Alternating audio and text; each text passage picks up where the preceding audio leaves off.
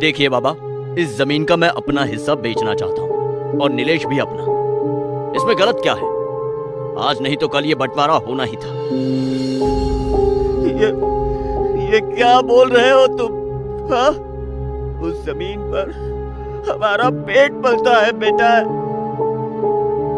देखो बाबा, इस जमीन में गोपाल का भी तो हिस्सा है। उसमें खेती कर लो, समझे?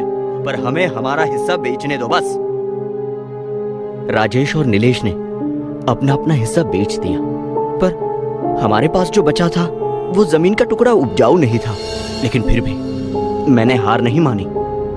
अरे बेटा, तू क्यों हर रोज इस बंजर जमीन पर सिंचाई की बात करता है? तू जानता नहीं क्या? हाँ? यहाँ कुछ नहीं उगेगा, कोई फसल नहीं फलेगी यहाँ। फिर भी मैंने उनकी बात नहीं सुनी। रास्ते में ही गणेश जी के मंदिर के पास में रुक गया। हे बाप्पा, अब आप ही कोई रास्ता दिखाओ। मैं जानता हूं उस जमीन में कुछ नहीं उगेगा, और अगर कुछ उग भी जाए तो उससे हमारा गुजारा नहीं होगा। पापा, अब आप ही कोई चमत्कार दिखाओ, आप ही कोई चमत्कार दिखाओ। ये कहकर मैं वहां से निकल पड़ा।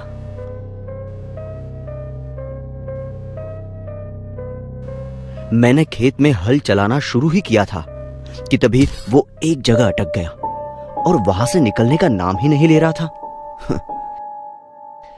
लगता है कोई बड़ा पत्थर है नीचे, इसे खोद कर निकालना पड़ेगा। फिर मैं खोदने लगा और अचानक से नीचे एक बड़े से घड़े में मुंह जैसा कुछ दिखने लगा। हाँ? ये क्या हो सकता है? उसके बाद मैं खोदता गया। करीब 3 फीट की खुदाई करने के बावजूद वो घड़ा अब भी जमीन से बाहर नहीं निकल रहा था। मैंने और जोर लगाया और तकरीबन मेरी ही ऊंचाई जितना घड़ा वहां से बाहर निकला। उस घड़े के अंदर से एक बड़ी सी गणेश जी की मूर्ति और ढेर सारे सोने के सिक्के निकले। ये तो चमत्कार हो गया।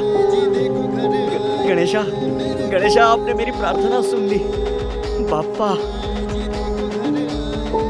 मुझे अपनी आंखों पर यकीन नहीं हो रहा था। मानो मेरे जीवन के सारे कष्टों का निवारण एक ही दिन में हो गया था। जब मैंने ये बात माँ बाप को बताई तो उनके खुशी का ठिकाना न रहा और उस घड़े में मिले सोने की मूर्ति की मंदिर में स्थापना कर दी। मेरे पास अब कई एकड़ की जमीन थी, धन था, संपत्ति थी, सब कुछ गणेश